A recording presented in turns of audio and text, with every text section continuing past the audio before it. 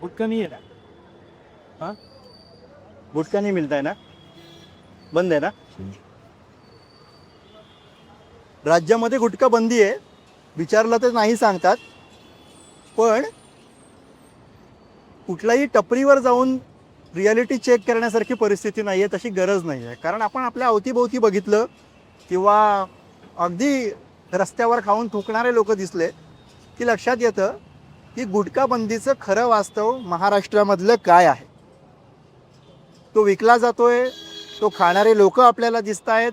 आणि जेव्हा तुकाराम मुंडे हे इतक्या मोठ्या प्रमाणावरती गुटख्याच्या विरोधामध्ये कारवाई करत आहेत, मोठ्या संख्येने FDA हे गुटख्याचे साठे जप्त करते आहे, त्यावरनं लक्षात येतं की राज्यामधलं खरं गुटखा बंदीचं वास्तव काय आहे. आणि हाच सगळ्यात मोठा यातला पुरावा आहे. आता मागच्या काही दिवसांमध्ये तुकाराम मुंडे यांनी अक्षरशः या गुटख्याच्या धंद्याचा सगळा बाजार उठवलेला आहे. त्याच्याविषयी बोलूयात आणि त्याच्या पलीकडे नेमकं काय वास्तव आहे हे समजून घेऊया. तुकाराम मुंडे येण्याआधी आणि ते आल्यानंतर नेमकं काय घडलेलं आहे हे सांगणारी आकडेवारी माझ्या हातामध्ये. आणि त्याच्या पलीकडे हे गुटखा माफियांचं रॅकेट किती महाभयंकर आहे हे सांगणारं अगदी ताजं उदाहरणसुद्धा आपल्यासमोर आहे. त्यामुळे अगदी 15-20 रुपयाला मिळणाऱ्या या सगळ्या ज्या पुड्या आहेत गुटख्याच्या, त्या आयुष्य कसं बर्बाद करतायत हे आपल्याला समजून घ्यायचं आहे. त्यासाठी हा व्हिडिओ शेवटपर्यंत बघा, नक्की बघा. हे जे वास्तव या सगळ्यातनं आपल्या समोर येणार आहे ना, ते भयंकर आहे. नमस्कार, मी गुरुप्रसाद आणि तुम्ही बोलबडू बघता.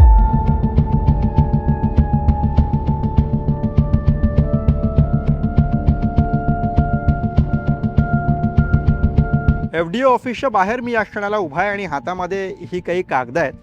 खरं तर कालच मी आयुक्त तुकाराम मुंडे यांच्याशी चर्चा केली आणि इथल्या काही अधिकाऱ्यांशीही या विषयावरती बोललो. मी त्यांना विनंती केली की आयुक्त साहेब, इथे येण्यापूर्वी नेमकी काय कारवाई होत होती हे मला समजून घ्यायचं आहे आणि त्यासाठी आधीचीही कृपया आपण आकडेवारी द्यावी.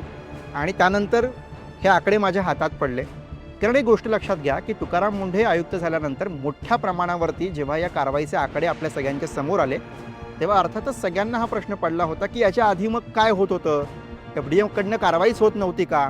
तर असं नाही आहे. हे आकडे आपल्याला सांगतायत की कारवाई होत होती, पण आत्ता ज्या पद्धतीनं कारवाईचा धडाका हा तुकाराम मुंडे यांनी लावलेला आहे, तसा धडाका मात्र तेव्हा दिसत नव्हता.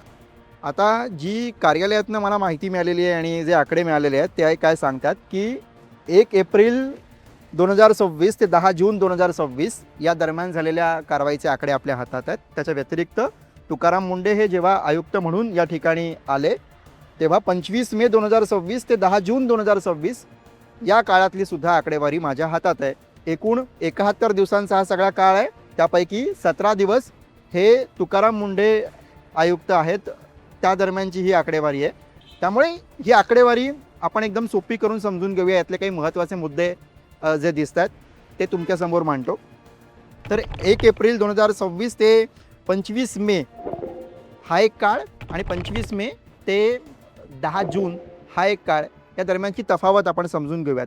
त्याआधी एक गोष्ट लक्षात घ्या की हे आकडे फक्त आणि फक्त प्रतिबंधित अन्नपदार्थांवरती जी कारवाई करण्यात आली त्या कारवाईचे आकडे आहेत. म्हणजे याच्यामध्ये गुटखा, पान मसाला, सुगंधित तंबाखू या सगळ्याचा समावेश होतो. तर 17 दिवसांमध्ये एकूण जप्तीच्या प्रकरणांमध्ये 30% कारवाई ही झाल्याचं आपल्याला दिसतं. एकूण कारवाई 1 एप्रिल ते 10 जूनपर्यंत किती दिसते, तर ती दिसते 10,19,00,000ची. आणि त्यात 25 मे ते 10 जून म्हणजे तुकाराम मुंडे आयुक्त झाल्यानंतरच्या काळामध्ये जप्तीची कारवाई किती दिसते, तर 2,97,00,000चीच. म्हणजेच 71 दिवसांच्या कारवाईच्या जवळपास 30% ही कारवाई आहे. म्हणजे आधी ज्या वेगानं कारवाया होत होत्या त्या कारवायांचा वेग हा तुकाराम मुंडे आयुक्त झाल्यानंतर प्रचंड वाढला, हेच या आकडेवारीमधनं आपल्या लक्षात येते. दुसरा यातला मुद्दा FIR दाखल होणं आणि प्रत्यक्षामध्ये गुन्हेगारांना अटक होणं. तर याबाबत काय दिसतं, तर एप्रिलपासून एकूण 414 FIR दाखल झाल्या आणि त्यापैकी 222 FIR या फक्त 17 दिवसांमध्ये 25 मे नंतर दाखल झालेले आहेत. त्यामुळे तब्बल 43.18% FIR या मागच्या 17 दिवसांमध्ये तुकाराम मुंडे आयुक्त झाल्यानंतर दाखल झाल्यात. हा एक यातला महत्त्वाचा मुद्दा आहे. आरोपींना झालेली अटक, तर यामध्ये एकूण 1 एप्रिलपासून जो आपल्याकडे डेटा आहे त्यानुसार 10 जूनपर्यंत 670 जणांना अटक करण्यात आली आणि त्यापैकी 331 जणांची झालेली अटक ही मागच्या 17 दिवसातली आहे. म्हणजे 49.4% असा हा आकडा आपल्याला दिसतो की इतक्या मोठ्या प्रमाणावरती अटकेची कारवाई ही मागच्या 17 दिवसांमध्ये झालेली आहे. त्यामुळे एक लक्षात येतं की छापे पडलेले आहेत, पण ते छापे पडण्याच्या पलीकडे FIR दाखल होणं, प्रत्यक्षात अटक होणं, ही जी कारवाई आहे ती मागच्या काही दिवसांमध्ये आपल्याला वाढलेली दिसते आणि हे फार महत्त्वाचं आहे. आस्थापनांना सील ठोकण्याचं प्रमाण सुद्धा मागच्या काही दिवसांमध्ये वाढलं आहे. 459 आस्थापना सील करण्यात आल्या आणि त्यापैकी 264 आस्थापना या 25 मे ते 10 जून या काळामध्ये सील करण्यात आलेल्या आहेत. त्यामुळे ही तफावतसुद्धा तुम्ही लक्षात घ्या. 57% जास्तची कारवाई ही मागच्या 17 दिवसांमध्ये 25 मे ते 10 जून या काळामध्ये झालेली आहे. त्यामुळे एक मुद्दा आपण लक्षात घ्यायला पाहिजे की जरी हे आकडे मागच्या 17 दिवसांचे आहेत असं मी सांगत असलो तरी इथे एक तांत्रिक बाब लक्षात घ्या. 25 तारखेला तुकाराम मुंडे हे आयुक्त म्हणून रुजू झाले, म्हणून 25 तारीख आपण पकडली आणि त्या दरम्यानचे हे आकडे आपण सांगतोय. पण जेव्हा ऑफ द रेकॉर्ड मुंडे साहेबांशी बोललो तेव्हा एक लक्षात आलं की आम्ही त्यांना विचारलं की तुम्ही आल्या लगेच कारवाईचा धडाका लावला, तर त्यांनी प्रामाणिकपणे ही गोष्टसुद्धा सांगितली की 25 आणि 26 तारखेला कुठल्याही प्रकारची कारवाई करण्याच्या आम्ही भरात पडलो नाही. त्या 2 दिवसांमध्ये नेमकं सगळं काय आहे हे समजून घेतलं आणि त्यानंतर 27पासून प्रत्यक्षामध्ये ही कारवाई सुरू झालेली आहे. त्यामुळे तसं बघायला गेलं तर 15 दिवसातली ही कारवाई आहे आणि त्या कारवाईचा हा सगळा धडाका आहे. त्या कारवाईतनं समोर येणारे हे प्रचंड कारवाईचे आकडे आहेत, हे इथे लक्षात घ्यावं लागेल. तर तुकाराम मुंडे यांनी FDAच्या सगळ्या टीमला जे बळ दिलं आणि त्यातून होणारी ही कारवाई आहे हे आता तुमच्या लक्षात आलं असेल.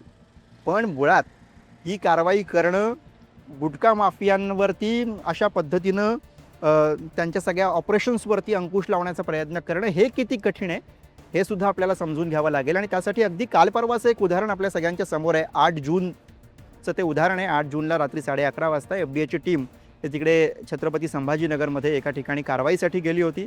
तेव्हा त्यांना फोन येतो काय, फोनवर कोणीतरी सांगतं की रहमतपूरकडे तिकडे लाखोंचा गुटखा असलेला एक टेम्पो उभा आहे. ते टीम त्या ठिकाणी त्या कारवाईच्या ठिकाणी जाते. कारवाई करण्यासाठी त्यांना खरंच तिथे एक गुटख्यानं भरलेला टेम्पो दिसतो आणि जेव्हा त्या टेम्पोवरती ते कारवाई करायला जातात तेव्हा तिथं त्यांच्या अंगावरती अक्षरशः गाडी घालून त्यांना मारण्याचा प्रयत्न केला जातो. त्यांना बंदूक दाखवून गोळ्या घालण्याची धमकी दिली जाते. आणि अशा पद्धतीचा प्रकार जेव्हा समोर येतो तेव्हा एक गोष्ट या निमित्तानं आपल्याला सगळ्यांच्या लक्षात येते की तुकाराम मुंडे जी यंत्रणा चालवत आहेत आणि त्यातनं हा कारवाईचा सगळा आवाका दिसतोय, प्रत्यक्षामध्ये ती कारवाई करणं हे किती कठीण आहे, किती दहशतीचं आहे, ही गोष्ट आपल्याला लक्षात घ्यावी लागेल. कारण एक लक्षात घ्या की कधी काळी ज्या धंद्यातनं तिकडे पाकिस्तानात बसलेल्या दाऊदनं सुद्धा पैसा कमावलेला आहे, तो धंदा मुळातच किती दहशतीचा असेल हे या निमित्तानं लक्षात घेण्यासारखी गोष्ट आहे.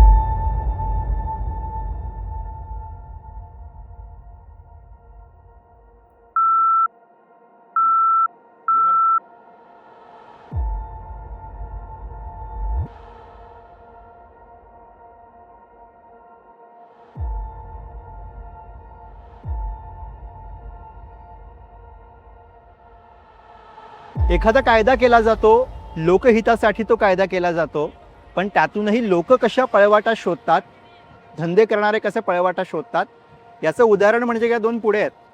मी त्यांच्याकडे जाऊन पान मसाला मागितला, एका विशिष्ट कंपनीचं नाव घेतलं, त्यांनी मला हा पान मसाला दिला आणि त्याच्यासोबत ही छोटी पुडी दिली. या पान मसाल्यासोबत ही छोटी पुडी दिली याचा अर्थ काय, तर पान मसाल्यामध्ये जेव्हा आपण हा तंबाखू मिक्स करतो तेव्हा साधारणपणे गुटखा खाणारे लोक सांगतात की गुटख्यासारखी चव तयार होते. जेव्हापासून गुटखा बंद झाला तेव्हापासून अशा पद्धतीनं या 2 पुड्या विकणं या टपरीवाल्यांनी सुरू केलं आणि जे गुटखाप्रेमी होते त्यांनी सुद्धा यातनं या 2 पुड्यांमधनं गुटख्याची मजा घ्यायला सुरुवात केली आणि असा हा धंदा आता सुरू आहे. आता याच्यावरती नियम काय सांगतो, FDA काय सांगते, FDA म्हणते की यातले जे काही घटक आहेत त्या घटकांना अनुसरून आम्ही जी काही कारवाई आहे ती करू. पण याच्या पलीकडे ही गोष्ट मुळात लोकांच्या जीविताला हानिकारक आहे, कॅन्सर देणारी आहे, म्हणून हे सगळं चाललंय. हा मुद्दा खाणाऱ्यांनी, विकणाऱ्यांनी, तो बनवणाऱ्यांनी लक्षात घ्यायला हवा की हे लोकहिताचं नाही आहे, हे समाज म्हणून आपल्या हिताचं नाही आहे आणि म्हणून हे कुठेतरी थांबायला हवं. अर्थात आता याच्यावरती कशी कारवाई होणार, कोण करणार, कधी करणार, काय करणार, नवा कायदा करावा लागणार का ठाऊक नाही. आता कुठलाही असा प्रश्न घ्या जो लोकांच्या हिताचा आहे, सरकारलाही त्यामध्ये लोकांचं हित दिसतंय, कळतंय, त्याच्यावरती कायदाही केलेला आहे, पण तो सुटत नाही आहे. असं जेव्हा असतं तेव्हा कुठल्याही गोष्टीपेक्षा त्यामध्ये अर्थकारण भारी असतं, हे आपण लक्षात घ्यायला हवं. जेव्हा आपण या गुटख्याच्या अर्थकारणापाशी जातो, ते समजून घेण्याचा प्रयत्न करतो, तेव्हा इथे सुद्धा या गुटख्याचं एक मोठं अर्थकारण आणि गुटखा माफिया आपल्यासमोर येतात. मी या संबंधित काही लोकांशी याबाबत बोललो. अर्थात ऑन कॅमेरा कोणी बोलत नाही. मात्र एक लक्षात येतं की आपल्याकडे ज्या गुटख्याचं उत्पादनच होत नाही, तो गुटखा येतो कुठून? तर तो गुटखा येतो शेजारच्या राज्यांमधनं, तिथून या गुटख्याचा पुरवठा होतो. आणि दुसरीकडे या सगळ्या गुटख्याच्या धंद्यामध्ये आपल्याला एक सिस्टीम उभी राहिलेली दिसते. ती सिस्टीम म्हणजे अगदी गुटखा उत्पादन करण्यापासून ते किरकोळ विक्रेत्यापर्यंत तो कसा पोहोचेल आणि पुढे विकला जाईल, यासाठी काम करणारी ही सिस्टीम आपल्याला दिसते. आणि त्यामुळे ही सिस्टीम ब्रेक करणं हे खऱ्या अर्थानं मोठं आव्हान दिसतं. हे सगळं समजून घेतल्यानंतर तुमच्या एक लक्षात आलं असेल की तुकाराम मुंढे आणि त्यांची FDAची सगळी टीम ज्या मोहिमेला लागलेली आहे, त्या मोहिमेत आत्ता जी कारवाई होते त्यात जे मासे गळाला लागत आहेत ते छोटे मासे आहेत. जर का ही सगळी सिस्टीम सुधारायची असेल तर जे गुटखा माफिया आहेत त्यांच्यापर्यंत या सिस्टीमला मुळात पोहोचावं लागेल, त्यांच्यावरती प्रामुख्यानेही कारवाई करावी लागेल. आता तुकाराम मुंढे यांनी कारवाईचा धडाका लावलेला आहे, पण तुकाराम मुंढे यांचा एकूणच जर का आपण आत्तापर्यंतचा सगळा इतिहास बघितला तर त्यांची कधीही बदली होऊ शकते, हे आपल्या सर्वांना माहिती आहे. अशात आत्ता जे बदललेलं चित्र या निमित्तानं आपल्याला दिसतंय, ते चित्र किमान बदलू नये या अपेक्षेनं आपण सर्वांनी खरं तर उभं राहायला हवं. आता FDAनं एक टोल फ्री क्रमांक दिलेला आहेच. तो क्रमांक असा आहे 1800-222-365. 1800-222-365 हा टोल फ्री क्रमांक FDA कडनं देण्यात आलेला आहे. FDA आपल्याला सांगताय की तुम्हाला जिथे कुठे भेसळ दिसेल, तुम्हाला जिथे कुठे अशा पद्धतीने प्रतिबंधित पदार्थांची विक्री होताना दिसेल, तिथे तिथे फोन करून या सगळ्या गोष्टी कळवा आणि एक सजग नागरिक बना. अर्थात हा आपला वाटा या सगळ्यामध्ये, तो आपण पार पाडू शकतोच. तो पार पाडण्याचा प्रयत्न करूयात, आपली जबाबदारी पार पाडूयात. आणि अर्थात तुम्हाला जर का या सगळ्या गोष्टी उपयुक्त, महत्त्वाच्या वाटत असतील तर नक्की शेअर करा, जेणेकरून सगळ्यांपर्यंत हे पोहोचेल. हे कधी थांबेल माहिती नाही, पण याचं गांभीर्यसुद्धा पोहोचणं या क्षणाला गरजेचं आहे.